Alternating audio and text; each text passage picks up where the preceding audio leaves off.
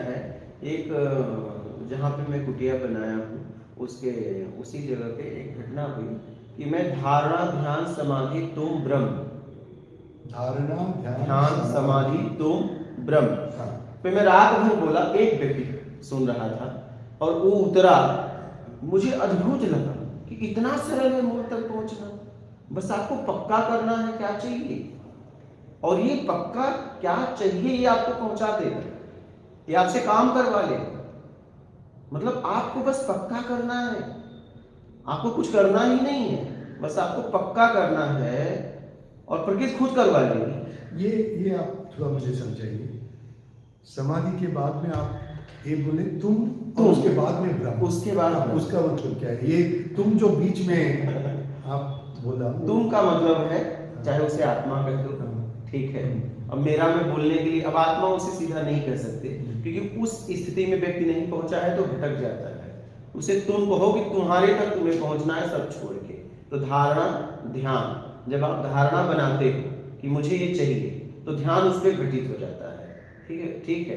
क्योंकि ध्यान के लिए बेस चाहिए, आधार चाहिए तो ध्यान घटित होता है, नहीं तो ऐसे ध्यान घटित होगा ही नहीं, ठीक है।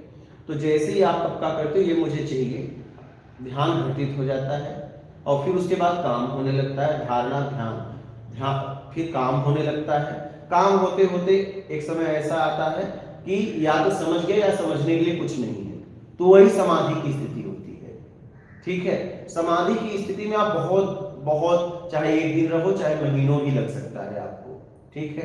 कि आप घूमते, समाधि का मतलब ये नहीं कि आप एक जगह बैठ जाए, आप चलते फिरते जागते आपका कई महीने तक समाधि में रह सकते हो, ठीक है। समाधि में जाने के बाद न अच्छा न बुरा न राग न द्वेष न मोह न आसक्ति न आत्मज्ञान न ब्रह्म ज्ञान न मोक्ष न माया, कुछ नहीं, सब खत्म हो जाता है, ठीक है। वहां न तुम न ब्रह्म कोई नहीं, यहां तक कि यात्रा ही खत्म हो जाती है, ठीक है।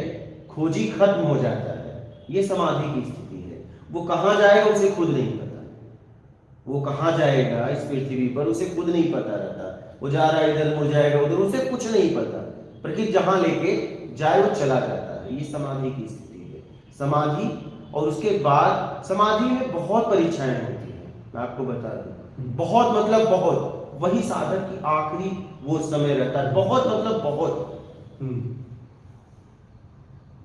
इसके बाद अगर समाधि किसी ने पार कर लिया तो फिर वो अपने आत्म तत्व में स्थिर हो जाएगा, उसे आत्मज्ञान हो जाएगा और उसके बाद शुरुआत होती है उस परम सत्ता की यात्रा।